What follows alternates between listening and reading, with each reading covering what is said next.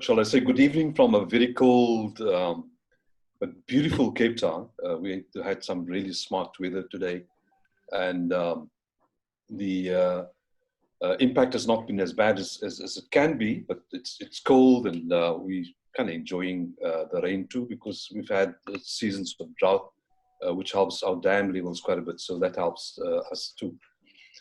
So welcome, I'm Shabuddin Urmani. I'm a committee member of the Salterville Heritage Society.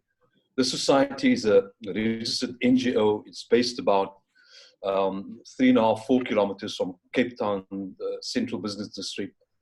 It was started originally, well, even now, essentially to document the kind of historical data of this particular suburb. It's not a big suburb, but it has a very rich history. We now realize after we've been digging for information for the past 2 odd years. So this suburb has had many interesting people emerging from it, institutions, sports clubs, musical groups, etc., that we thought important to record. Under the apartheid government, obviously, you know, we were kind of left in the backwaters of the history of the nation. We're trying to recover from the damage that the apartheid has done going forward. So welcome everyone. Welcome particularly to our speakers for today, and I'll introduce them a little bit later.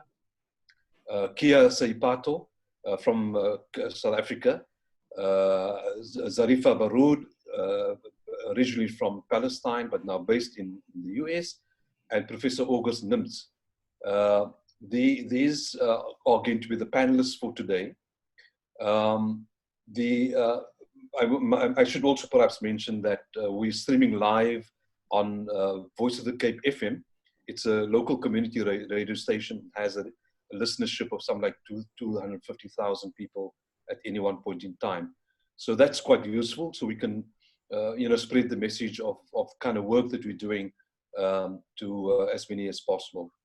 And obviously we hope that, from takeaway from the session will spur many more to join the kind of discussions and debates that we're going to be having today. So today, for those of us who might not know, and particularly I'm speaking to Professor Nimtz and Zarifa, and those who are connected to us from all over the world. Today is a kind of epochal day that kind of resonates with us who were very involved in the struggle. June the 16th was the start of the exactly 44 years ago today, when school children in Soweto, which is a suburb south of Johannesburg, rose to free the nation from racial and economic bondage. This led to an 18-year persistent resistance, which led to the first democratic elections in 1994. This freedom, we all realize, came at a huge cost. Many lives were lost in the process, all in the name of a white supremacist and racist apartheid policy. The world, though, is not free from this particular debilitating scourge. The sickness of racism, we realize, is its impact on many communities globally, and the cancer of white supremacy has again, now we know, recently been highlighted by the public execution of George Floyd. Men and women who've died only because they were not white, and I think we realize that. Today's topic, therefore, is very relevant. Whilst amongst the global condemnation of George Floyd's death has triggered calls for reforms in the USA, this particular and systemic issue is not unique only in this region. I think we need to realize that. We need to be careful that the yardstick for global action against killing of human beings is not only of relevance when it occurs in the United States. This is a global illness that we need to address as a global community. We know George Floyd died. We know Eyad Hallaq died, who is from Palestine. We know Khosa was killed under lockdown by the South African Defense Force people. Breonna Taylor was killed as a female in the United States. And we know the Palestinian paramedic, Rozan al-Najjar, was killed by the Palestine occupier snipers. We know that. So judicial, and judicial murders, sorry about that, are happening all the time. And this is why we have this webinar as part of a series of important talks, discussions, documentaries, and debates organized by us as part of the campaign to educate and also to empower. So today's topic, challenging racism and mobilizing communities. It is the pivotal point around which attitudes and actions need to be changed, even, and this is my view, by force if that is required. So welcome again today to today's speakers, Kia Seipato. Kia is the Southern Africa, was the Southern Africa coordinator for AIDC, which is Alternative Information and Development Center. She has a BA in International Relations from UNISA and grew up in the Northwest Province, was born there and grew up in Pretoria and is now, thankfully to us, in Cape Town at the AIDC. Prolific campaigner on various issues, and particularly she deals with abuse of power by corporates. Zarifa Baroud, and I'm thankful that she's with us today, and she happens also to be the daughter of the prolific writer Ramzi Baroud, who toured South Africa not so very long ago. Writer, journalist, filmmaker, and human rights campaigner. She's a Palestinian activist who drives the cause of her compatriots in her homeland. She's a master's candidate at University of Washington, and she specializes in foreign policy studies. Then we have Professor August Nimtz. I asked for biodata on him. Instead, I was sent a textbook, which I'm not going to read because of his history of involvement in activist spaces. Professor Nimtz is a political science and African American and African studies and distinguished teaching professor at the University of Minnesota. He's author across the world. He's also the author of Marx and Engels, their contribution to a democratic breakthrough, which was published in 2000, and a few other books. So today, this is not a debate. We're looking to deal with the pandemic of racism and also looking for the next steps. So Kia Seipato will introduce her view for maximum minutes. This will be followed by a 10-minute introduction by Zarifa Baroud, and then followed by Professor August Nimtz for 10 minutes. We'll then consider community mobilization globally and also touch on the murder of women and children in all parts of the world. Palestine is obviously not far from our hearts, and the occupiers must know that their days are numbered. We are coming home should be the call of the Palestinians. We'll take the Q&A for about 20 minutes. So viewers and listeners are encouraged to use the advertised social media platforms to pose questions. We can't guarantee to tackle them all, but we'll try our best. So here we go. The first person to say her say would be Kia. Kia, the floor is yours. Hi everyone. I'm going to refrain from saying good evening or good morning because we're in different parts of the world. So hi. I think for me, the biggest challenge entering this conversation is that it's an extremely broad conversation, but over and above that, it's also an extremely real conversation. I think we can sometimes lean towards being very theoretical about it, but it's extremely emotive and sometimes personal for many people. But that being said, I think for me, the last words of George Floyd resonated with a significant amount of people, but particularly marginalized and working class people, because they've been suffocating time immemorial. And the words embodied their struggles. And I think looking at those particular words, we need to be very clear that based on what was said, the issues that people are facing didn't just take place at this particular moment in time. And I think the reason why I'm trying to stress that is that mass media tends to create the flavor of the month and show that struggles are only happening in the here and now. But oppression and exploitation has been taking place for years and is going to continue to take place unless we fully and holistically tackle it.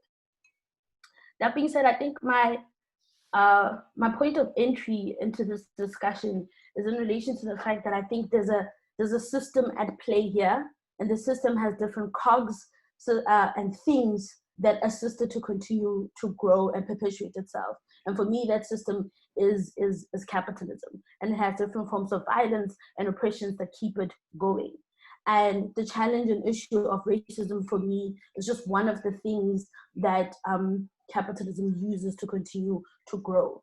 And that being said, then that means that our different points of entry, the way we tackle it, and the way we're thinking of dismantling the issue of capitalism needs to be an intersectional thinking. So we can't sort of prioritize and hierarchize different struggles, but we need to bring them all together and see then how we can be able to tackle the issue itself. And I think ever so often, things have been taking place in a piecemeal sort of way. And this is why sometimes it's difficult to have thorough and broader solidarity, and thorough and broader solidarity that crosses borders and unites people collectively. I think to add on to that, for me, I think one of the questions or some of the things that I've been struggling with is, why are we demobilized in this current period?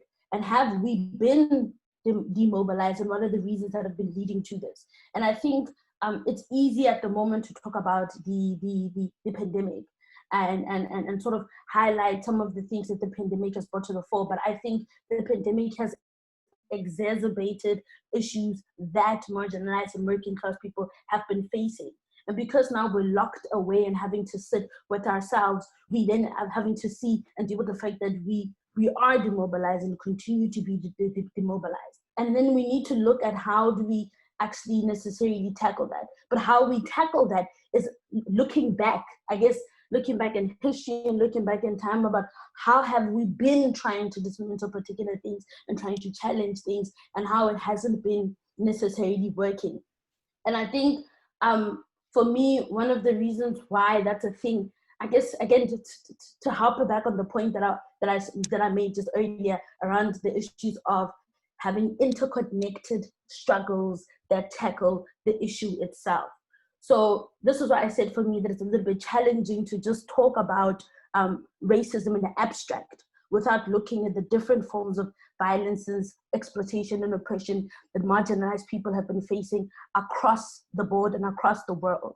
And if we start looking at that, we're then able to see that there will be either Black Lives Matter 0.1 or 2.0, and so on and so forth. And what are the things that we need to draw out from that? And what are the things that we need to learn? And similarly, when I look at, for me, one of the other things is looking at police brutality as a whole. So not looking at police brutality just through the prism of the states, but looking at police brutality in South Africa. And one of why isn't been something that's being discussed, and why isn't something that we particularly really tackling and latching on. And I think there's many questions that come out from the issues of police brutality, particularly in the South African experience, because I think it's so easy for us to be consumed around the issues of how the police are, I guess, a tenant or a mechanism that pushes and perpetuates white supremacy, right? And that kind of level of power and domination.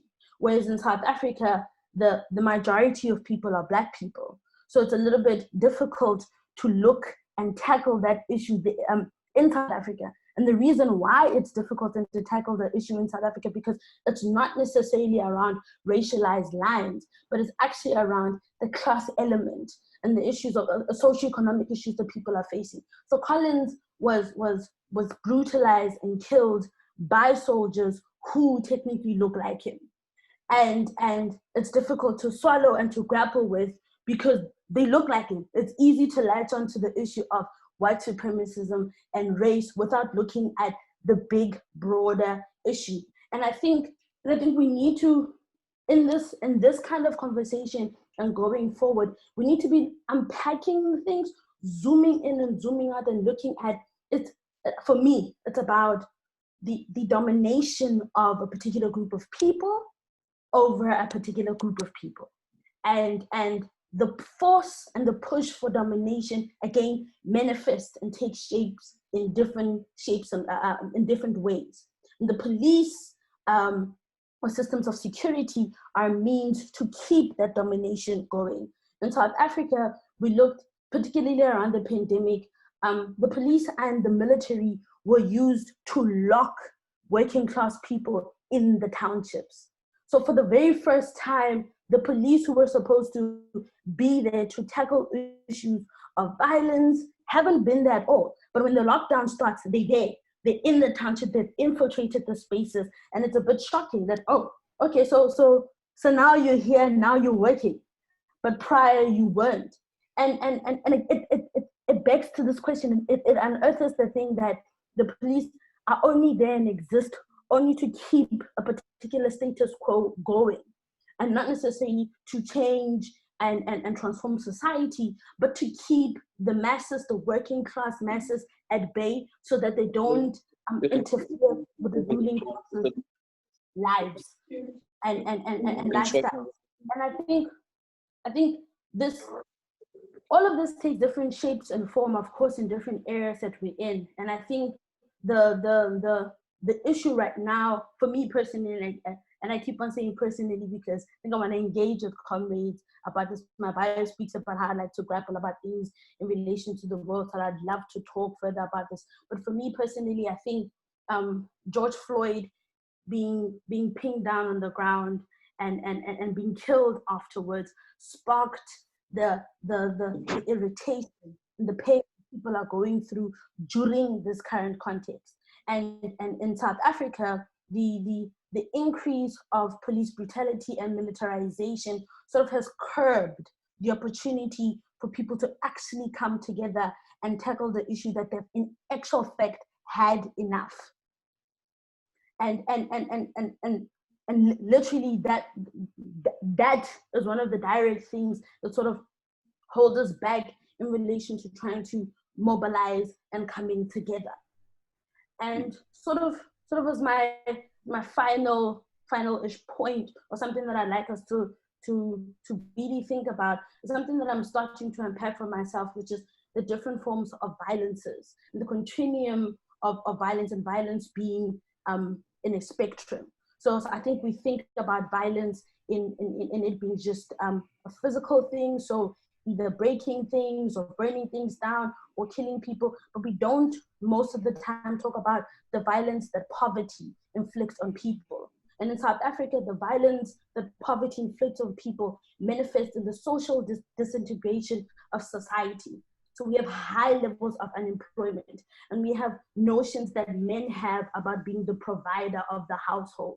And now the fact that I have no self-worth, I don't feel decent, I have no means to put food on the table, inflicts a particular violence and question that I have to myself that I then take out, right? And the person who then gets and absorbs that particular violence is either a woman, a female, whoever is within my family. And I think if we, when we start putting all of these things together, comrades, we can then kind of get a broader picture and start then thinking about how can we imagine a different world. Rather than disaggregating the struggles, let's bring them together and figure out how we can tackle them. Because recently also now in the States that another young woman was killed. In South Africa, also several young women have been killed and continuing to be killed. So these are kind of the things that I would like to first engage on. Wonderful. Thank you very much, Kia. That's very well put. She addressed quite a few very, very salient points. She talked about the impact of capitalism, the interconnected issues. She's quite concerned that we kind of isolating issues, but there are very many different issues that needs to be brought to the table.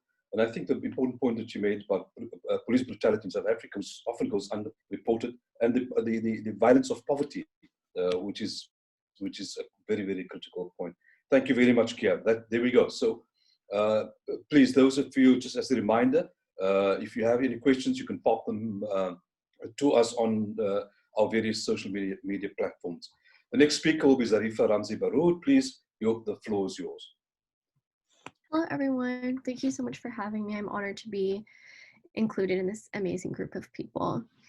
I want to start my portion of the discussion today by telling the story of Eyad Hallaq, who on May 30th only 5 days after the murder of George Floyd at the hands of American police, was executed by Israeli police in East Jerusalem. Eyad was a 32-year-old autistic Palestinian man. He was on his way to his special needs school, one of the very few facilities available in the West Bank, when Border Patrol police stopped him. And if you're not familiar with Border Patrol police in Israel, they are basically in charge of manning checkpoints. Those are the ones that are standing in watchtowers and standing in front of the apartheid wall. So they stop him on his way to school, and because of his condition, he wasn't able to engage with them in a proper or appropriate way. He wasn't making eye contact with them. And this is when they shot him in the foot. They saw his demeanor as an act of aggression. And so they shot him in the foot, and all of the lessons that his mom had taught him over his 32 years of life, of how to survive Israeli police, how to not suspiciously give them your identity card, how to survive as a Palestinian man, kind of went out the window, and he really began to panic. And so he ran out to this garbage facility by his school to hide from the police. And at this point, Eyad's caregiver heard the commotion outside of her building and realized what was happening. And she ran out and she yelled, he's disabled," several times. But the officers continued to provoke each other and to provoke her, and responded with terrorist. For 5 to 7 minutes, his caregiver pleaded with the officers to let Eyad be and explain to them that he's autistic, he is no harm to you, he is not a terrorist, he's my student. And at this point, Eyad was laying face down in the garbage, and the police shot 2 rounds into his back. At this point, Eyad's caregiver was distraught. She began to sob, and the Israeli police struck her and ripped off her hijab. On June 12th, take it easy, Zarifa. Sorry? You want to take a breather? No, it's okay. It's just, it's a lot, you know? Yeah. On June 12th, 27-year-old father, Rayshard Brooks, was sleeping in his car. He was parked in a popular American fast food chain parking lot, and he had something to drink, and he just fell asleep. The employees at that chain alerted the police, and they arrived and requested that Brooks take a breathalyzer test to test for any alcohol in his system, though he wasn't driving. And he complied with the test, and he was polite with the officers. He did everything that you're supposed to do. But then they began to handcuff him anyway. And at this point, he too began to panic and tried to struggle to get away from them. And reportedly, in this panic, he grabbed one of the tasers from the officers and ran in the other direction, away from them. And then this is when the officers fired 3 shots, 2 of them landing in Rayshard's back. So the reason I wanted to tell these stories is to kind of provide a context. So I want to ask the question, how is the murder of Eyad relevant to Americans? How is it relevant when we're discussing solidarity and intersectionality? Well, I'm sure many of you are familiar, but since Israel's inception, the United States has provided them with billions upon billions of dollars and weapons. They transfer this money through an agreement called a Memorandum of Understanding, or an MOU. And these MOUs typically last for a period of 10 years or so, but with Israel, they are renewed by every administration, even the most progressive American administrations. And through these processes, the US has provided Israel with $3.8 billion over the course of each MOU. And these American tax dollars don't fund Israeli hospitals or Israeli schools. They don't work to stimulate the Israeli economy. They are strictly foreign military financing grants and missile defense appropriations. And so these MOUs, they purchased F-16 fighter jets, they purchased M60 tanks, armored personnel carriers, attack helicopters, aircrafts, tactical missiles and bombs, such as cluster bombs and white phosphorus. So when I pay my taxes every year, I am buying Israel white phosphorus, is what that really means. So some of these weapons are those that we're also seeing being used at Black Lives Matter protests here in Seattle and across the United States, most notably the use of rubber-coated bullets, stun grenades, and tear gas. And if you can remember the Ferguson uprisings of 2014, the same US brand of tear gas that is used against Palestinians by Israeli forces was being blasted at Black protesters in Missouri. And this isn't any type of coincidence, unfortunately. This is because after 9/11, the Anti-Defamation League, the American Jewish Committee's Project Interchange, and the Community Institute for National Security Affairs began funding trips for American police officials to go train in Israel. And I want to give a disclaimer. This training didn't cause racism in American policing. I want to be very clear about that, because that would be a harmful thing to say, and a false thing to say. But it did embolden it through its equipping of Israeli war technology that has always been and will always be intrinsically racist and colonial, as is the American police and military apparatus. But during these excursions, American police are versed in different Israeli tactics, such as that they've invented, such as the Palestinian chair. You may have seen images of this. It's where Israeli interrogators will bend a Palestinian detainee backwards over a small stool and tie them up and leave them there for hours. That's just one of the tactics that they use in hopes of extracting false confessions from Palestinian detainees, especially minors.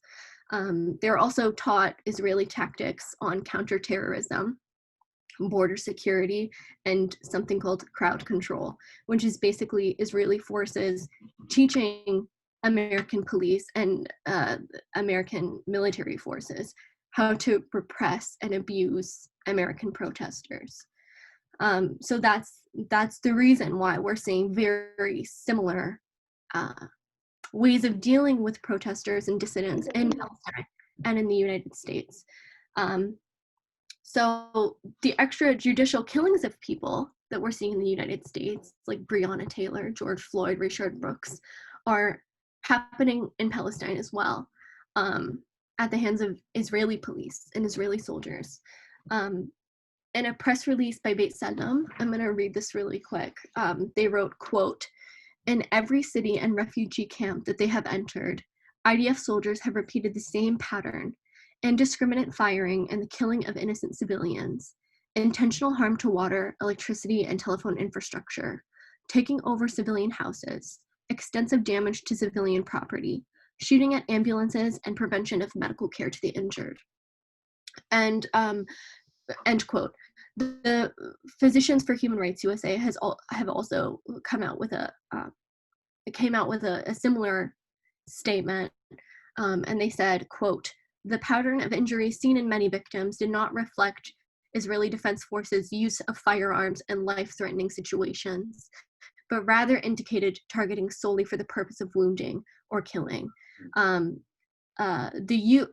The IDF has used live ammunition and rubber bullets excessively and inappropriately. Soldiers appear to be shooting to inflict harm rather than solely in self-defense," end quote. And I'm sure that this is something that Black Americans have experienced, can resonate with. Thank you. Thank you. Thank you very much, Zarifa. Appreciate your comments.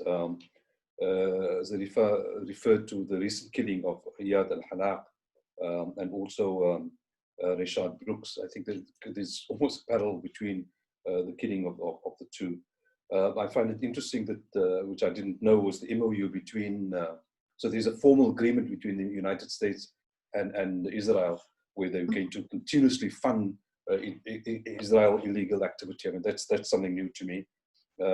Since you mentioned that since 9/11, the funding for training of US police and properly military forces too in Israel is taking place all the time. And we know about judicial killing happening in Palestine, as we have now seen very visibly in the United States too.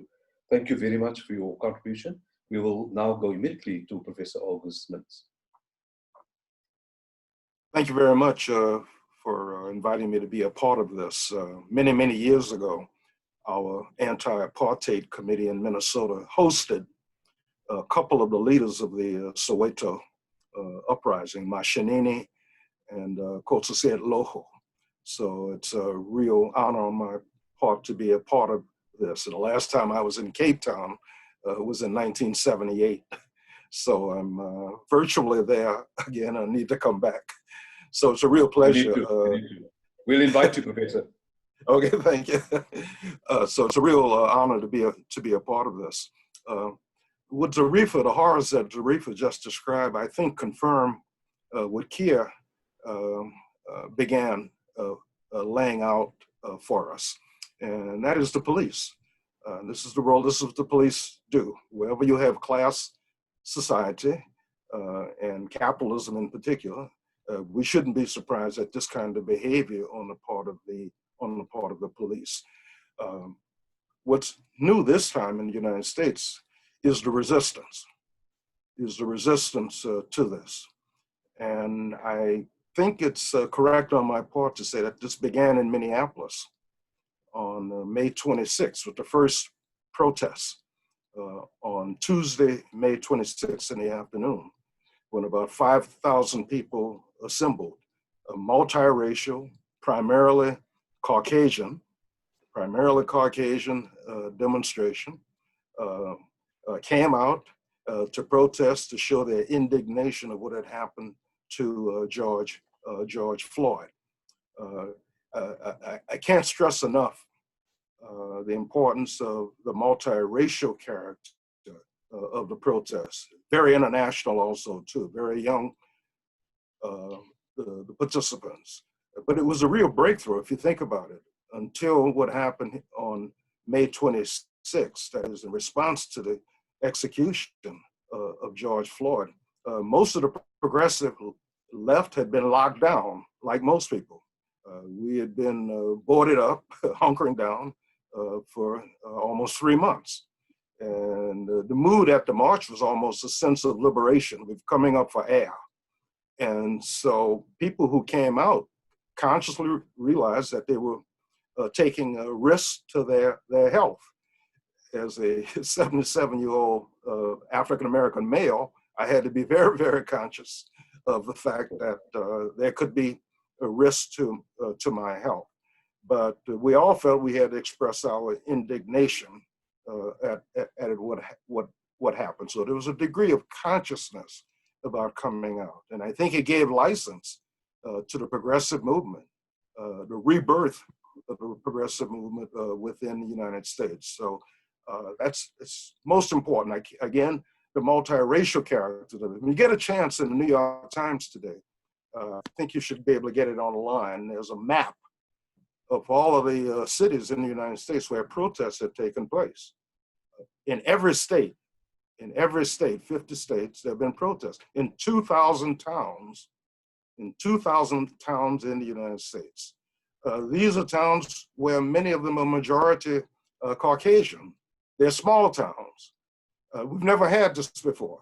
Never ever in the history of the civil rights movement, in previous movements, mass movements, even the Vietnam anti-war movement, have we had this number of protests. They're wide, and also the depth of them. That's new, and it's registered now in all kinds of opinion polls on attitudes toward the police. For the first time, a majority of US citizens now believe that the police exercise excessive force against African Americans. That's new. Again, I can't stress how new this is in terms of the multiracial character. Sometimes I have to remind people, there are not many of us who are still around today, but who remember in the 1960s with police brutality protests, they were almost exclusively African Americans. In fact, if you were Caucasian, you might have risked your life actually trying to participate in those protests. That's different now. And we began seeing that around the Rodney King protests in 1992, then certainly with the Trayvon Martin and the Black Lives Matter and so on. So that's, again, I can't stress enough the importance of we're seeing a resistance movement much broader, much deeper than anything we've ever seen before. And remember, all of this takes place in the era of Donald Trump. Many people on the progressive left said that when Trump was elected, white supremacy had triumphed. I was in a distinct minority in opposing that bill, that the white supremacy had triumphed. This is taking place right now before our eyes in the period of Donald Trump. That's something else we must also remember. And also, too, in U.S. politics, we are taught that wait for November. We will solve everything with the elections. That's always been what I call the graveyard of social movements in the United States, the electoral process. So this time, the masses decided not to wait for November. They decided to vote early. They decided to vote early with their feet, the most effective kind of voting. That's very, very significant in bourgeois politics. And one of the challenges we have is to make sure that this movement doesn't get dragged into the electoral arena of bourgeois politics. Again, that's always been the death knell, the graveyard of progressive social movements here in the United States. I'm glad Kia raised the question of capitalism, and I want to raise as an alternative, where do we go from? What are the solutions and so on? I want to raise the example of revolutionary Cuba, and I do so very consciously, because I think we have before our eyes an experiment, and I'm referring to 3 countries in the Americas, the United States, Cuba, and Brazil, where racial slavery was intact, a part of its histories in all 3 countries, And in those, and then I raise this now because you will hear oftentimes people saying, I just heard a BBC discussion a few minutes ago saying that the reason why George Floyd was killed was because of this history, the history of racial slavery. If that's true, you've got to win, then why doesn't that happen in Cuba? Cuba had racial slavery much longer than the United States, but you don't have George Floyd's in Cuba. And there's a reason for that, because of what took place in 1959. Before 1959, George Floyd's were common in Cuba, just like they are in Brazil. Think about Brazil right now. Well, on a daily basis, people of African origin are murdered by the police. That's the reality of Brazil. And that's the reality of the United States. That is the killing of blacks by the police. But it doesn't happen in Cuba. And so I want to raise that now, and we can talk about it maybe later in the discussion. That is, what happens when you get rid of class society and you begin to take measures to eliminate social and class inequality? What the Cubans did in making their revolution, they had to invent a new police. They got rid of the old police and invented it. That's what's involved in making a revolution. So again, I don't want to take too much time because I think the discussion is important that we have. And again, what's going on in the United States, I think, is of major importance. It's a sea change. It's a sea change in opinion, exactly because the kinds of forces that we will need, the kinds of alliances we would need to do what the Cubans did, I think we're beginning to see that in place. That's going on right before our very eyes at this moment. Wonderful. Thank you very much, Professor Nims. I appreciate your comments.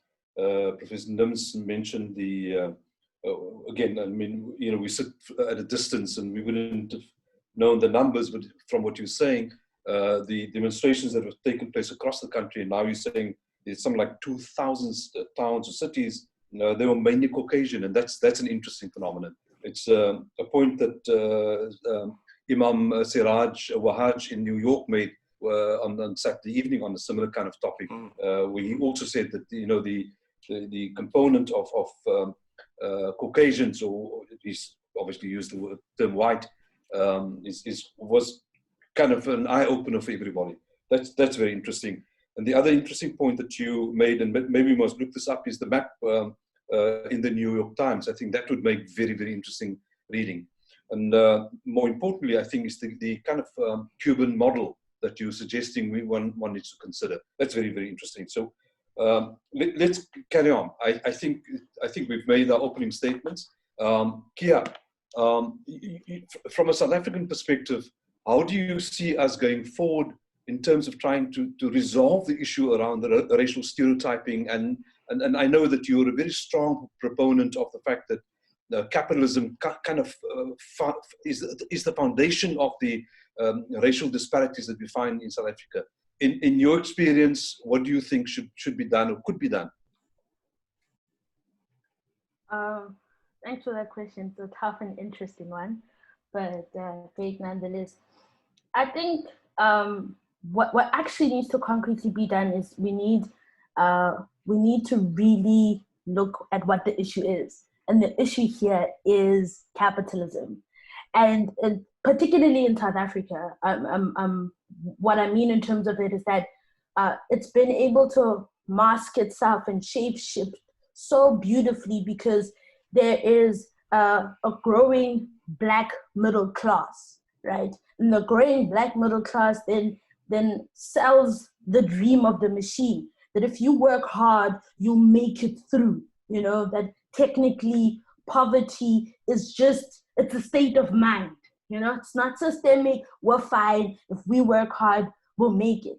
So I think if we start naming it and being clear that there is a system of oppression that only works to make sure that a large group of people are working to generate profits for a few people, then we can start chipping away at the other issues that are underlying and plaguing the South African society. 70% of our population is working class, is poor, or is unemployed. And a few of us are locked up in our suburban homes and having a great time. And ever so often we're shocked about what's taking place. I mean, I can quote our president who has been shocked for days on end about how people are actually living because he's stuck in his little beautiful cushy bubble.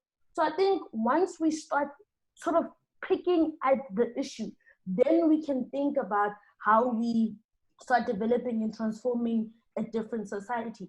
I really appreciated what Prof said about looking at the Cuban experience and really looking at reconfiguring the different cogs of the state that keep on brutalizing, exploiting, and hurting the people. And the only way we can start looking at and unpacking that is if we move away from the exploitation, extractive nature of the current system that we're living in.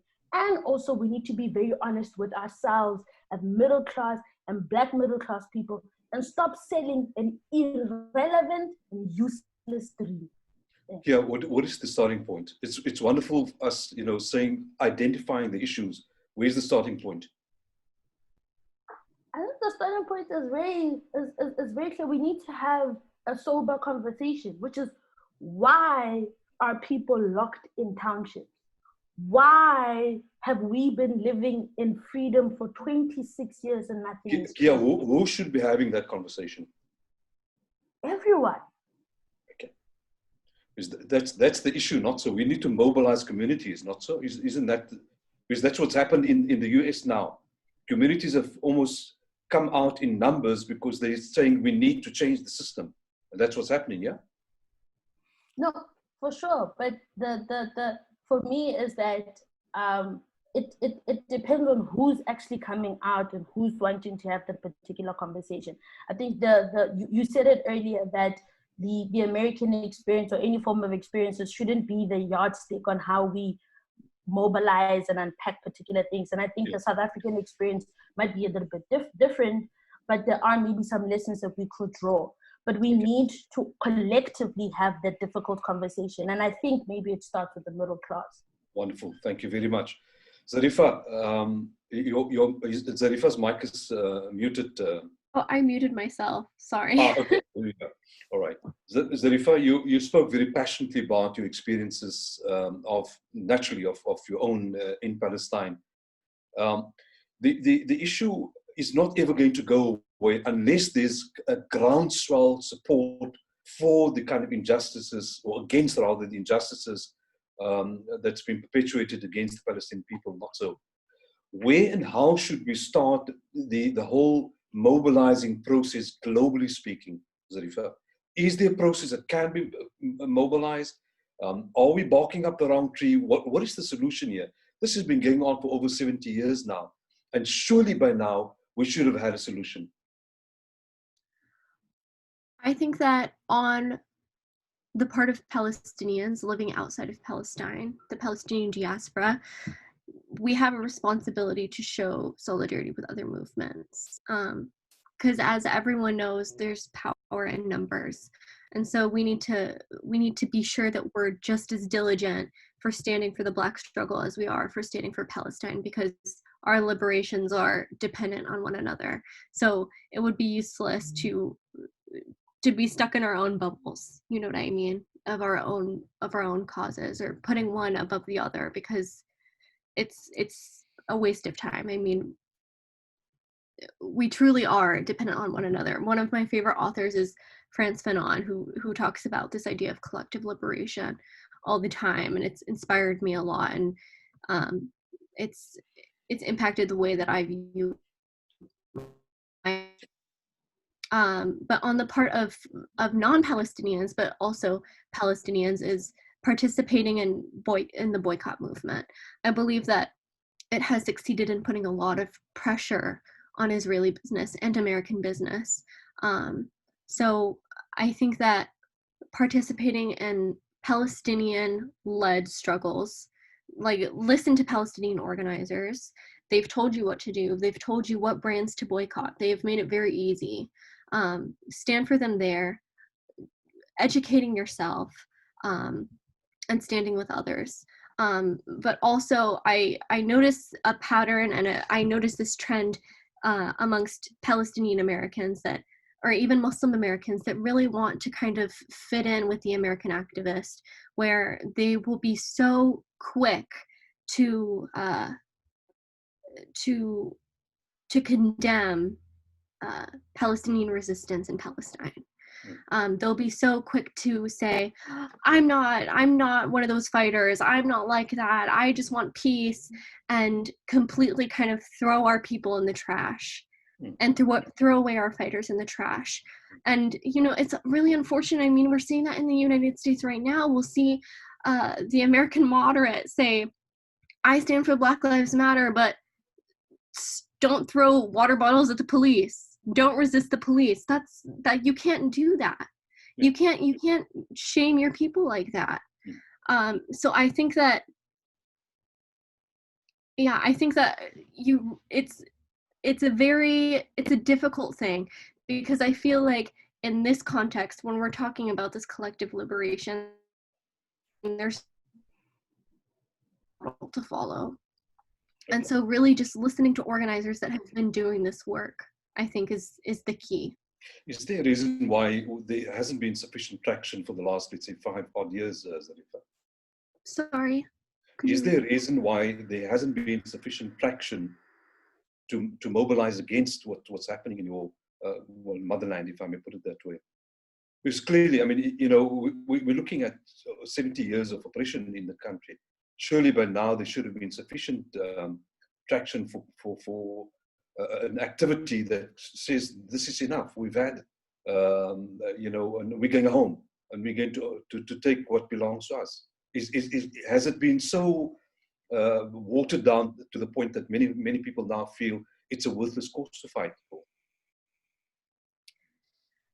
I would hope not. I think that maybe Palestinians in the diaspora get a little bit comfortable with the privilege that they've gained living in the West.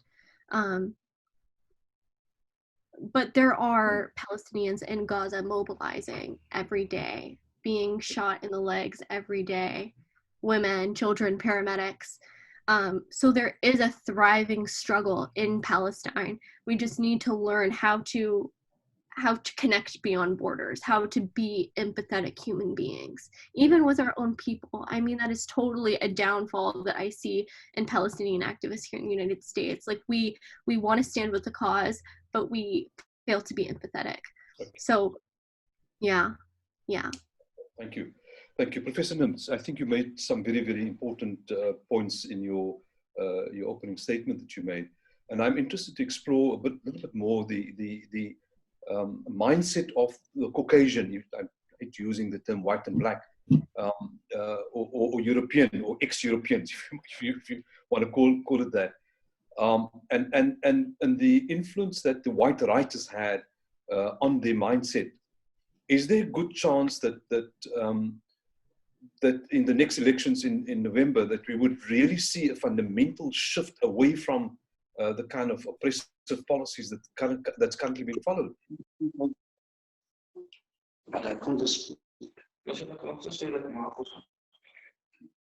Yeah, I alluded to the elections and the fact that I think people decided to vote early this time. They're not waiting. They're not waiting until November. And we've already seen the benefits of not waiting until November, because these policemen, these 4 policemen, would not have been indicted, would not have gone to jail, being prosecuted and so on, were it not for the mass movement in the streets. And that's an enormous importance in helping people to understand that it's not elections. It's not elections that bring real change. It's what the masses do in the streets. So this is an elementary lesson that people are getting who are participating in this. So the elections, what happens in November, I think, who knows? The economy, I forgot to mention the fact that the United States is entering a major recession as we speak. A lot of people are going to lose their jobs. A lot of people. There's going to be a lot of pain that the working class will be experiencing. That will have an impact in some fashion on the elections that we can't predict. None of us can predict. What we can do is what we do now, though. What we're doing now by staying in the streets, by mobilizing independently of the two capitalist parties, and forging independent working class political action. That's what's decisive.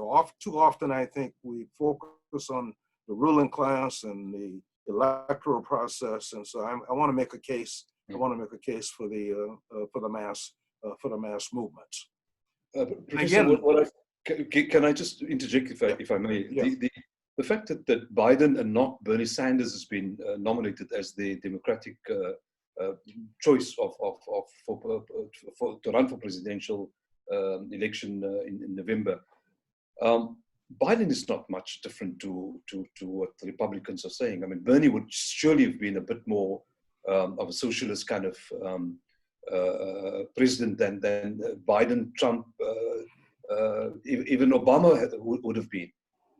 And yet they rejected him at the polls when electing the next candidate for the Democratic Party.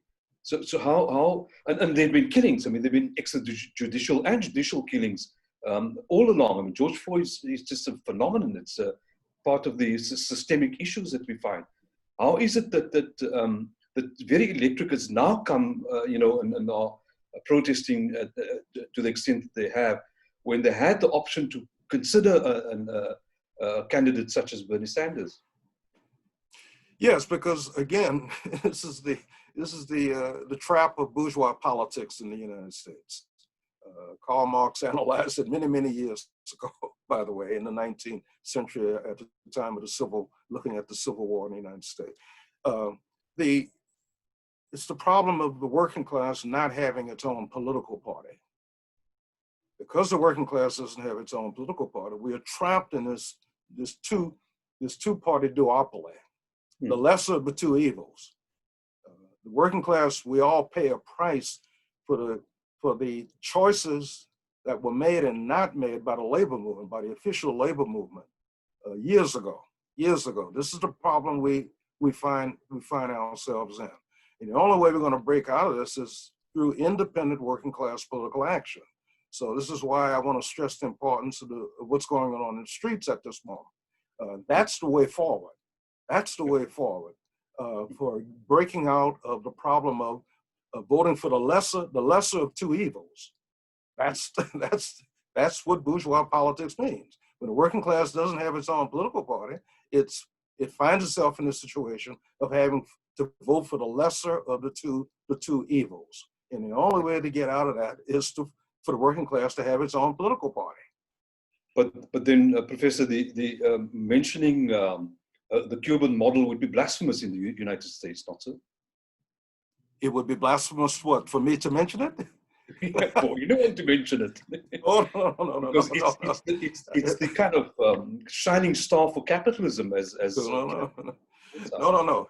Despite Donald Trump, we can do political work in defense of the Cuban Revolution. We have an ongoing solidarity committee. We do similar kind of work with the South African solidarity committee work in South Africa. We do that here in the United States. We get a hearing for it, and especially now, especially at this particular moment, because working people are looking for alternatives. The idea that you can have a poor society can have free education and free healthcare, like Cuba. There will be a time in the future.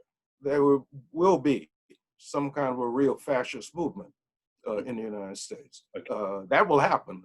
That's inevitable with capitalism. As a crisis of capitalism deepens. But now we have lots of political space. So we want to take advantage of the space and do the organizing, doing the teaching, mobilizing, and so on. That's what we have to do now. Is there a chance that Donald would bring the military to silence? No. Trump is more about drama and show rather than substance. And John, I went back and looked during the civil rights movement. John F. Kennedy mobilized more troops in Washington, D.C. than Donald Trump ever did. Okay. Behind the backs of Trump is all out public with what he's doing. Kennedy did it behind the backs of the American people. Wonderful. Good. Trump is made in Hollywood, is it? Thank you very much. Thank you very much, Professor Nins. Zarifa, I just want to kind of explore some of the Palestinian issues, if you don't mind. The current setup that we're experiencing in Palestine, I hate using the word Israel because in my mind it doesn't exist. It's important that the diaspora in particular, and you referred to them early on, coalesce in a larger, much stronger way than that it has done at this point in time. What can the world community do to start that process? In South Africa, there's a wonderful support. In fact, I must tell you, you may or may not know, your dad, when he was last year, was hosted by an organization that has put together a Palestine museum that records the history and the struggle of the Palestinian people. And in fact, it's called the Human Rights Museum. It's started by the family of Dr. Anwar Nagia. And so there's a huge support base in South Africa, and we're always at it to make sure that Palestine becomes a huge issue whenever there are major issues that needs to be explored. What should the diaspora be doing quite a bit more than it has done up to this point? So I work for an organization called American Muslims for Palestine, which does a lot of lobbying efforts. They do something called Palestine Advocacy Day every year, where they fly students, they fly all types of people out to Washington, D.C., and we have a large training session on how to lobby for the Palestinian cause. I do agree with Dr. Nims, though, that we can't rely on those systems to liberate us. But I think that just the effort of educating yourself on these issues is very important. Unfortunately, a lot of the activist space in the United States, at least, is kind of a trend. So like, I think that we saw this also during Black Lives Matter movements in the past, where there would be a police shooting and everyone would get angry and protest, and then a week later, when the news cycle is finished, we would forget. And so I think that consistency is key when it comes to both of these issues. Excellent. Thank you very much. Kia, can I just maybe a final round? We just past 9 o'clock in Cape Town. Kia, just from my perspective, particularly the young African student and or youth, for that matter, you don't necessarily have to be a student. We're now looking at the next generation almost that needs to start participating quite a bit more actively in the political life of the nation. Do you think there's enough of that happening to make the changes that you're talking about in South Africa? Well, I appreciate your questions, because these are deep and penetrating questions once more. And I think, I mean, in essence, I think I'm not quite sure. There's a disillusionment that young people have, and that's based on the fact that it's been particularly clear that the recipes that's been given to us haven't been cooking the food that we wanted. So there's a whole process of trying to make sure that we throw away the recipe and we design something different. And so I think we involved as much as we can be, but at the same time, we're trying to concretely reimagine a different world and a different society, and really concretely trying to move away from piecemeal actions and looking at a sort of a holistic sort of process of changing South Africa and hopefully contributing to changing the world. And this is why my earlier statement of saying that actually everyone needs to be at the table. I think sometimes we lean on the old teachings of one of the agents of change is the working class, and I think the working class has changed, and we're no longer on the factory floor solely. We're in other parts of the world and society. So therefore, all of us needs to come to the table to change it. If not, we might be looking at several small reforms. Good point. Thank you very much. Closing comments, Professor Nims. Again, I just want to emphasize that I think the United States is going through a sea change in terms of attitudes with regard to the police. People are not yet ready to understand take over the system, but this is an important step in bringing about fundamental change. And what I mean by that is to get rid of class society. And as long as we have class society, we'll have police, and the police will do their thing. Thank you very much. Zarifa, closing comments? We can be help. Sorry, I couldn't, there's a little bit of a lag here. Closing comments from your side? Oh, okay. So I would like to just make one more point. A lot of American brands, as well as the Israeli lobby, have come out with statements over this past week in support of Black Lives Matter. I would just warn everyone to be a little bit more suspicious about those statements. Like the organizations sending our police to Israel are the ones condemning police brutality this week. So just, I mean, be careful about who you're giving your money to and who you're, what statements you're supporting. Absolutely. There's already talk of these movements having been infiltrated by the other. And I think you make a very, very important point, because there's evidence to that, and we all need to be very, very careful. Kia, your closing comments, please, if you don't mind. And I think that there isn't really that much that I like to say closing. And I think for me, I would like to go back to the point that we really need to unearth and zoom in on how these struggles are interconnected. And when we start focusing on that, we can figure out how to thoroughly dismantle that. And just wanted to say thanks for this opportunity, and hoping that we can continue to engage and grapple collectively, because not one person has the answers. It's been a huge, huge pleasure. I must thank you, Kia, for having participated. I really, really appreciate your presence. Professor Nims, a fount of knowledge, we really appreciate it. And I think we'll take you up on the challenge to invite you back to Cape Town at some point. I'm sure Dr. Coney would be very, very excited to have you here. And so you too, Zarif. I don't know if you've been to South Africa. Cape Town in particular, don't go anywhere else. It is the in the world, and we can confirm that. Not so, Kia? Yes. Absolutely. Thank you very much. Thank you also to Lutfi, who's been is the technical wizard in the background.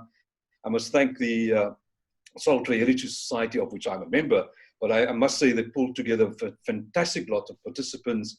And Dr. Coney, for your suggestions, I appreciate that. And to our erstwhile chairman, Dr. Yusuf Lalkan, for your guidance and support. I think it's been fantastic. I certainly hope that I haven't erred too much. It's human to err, I suppose.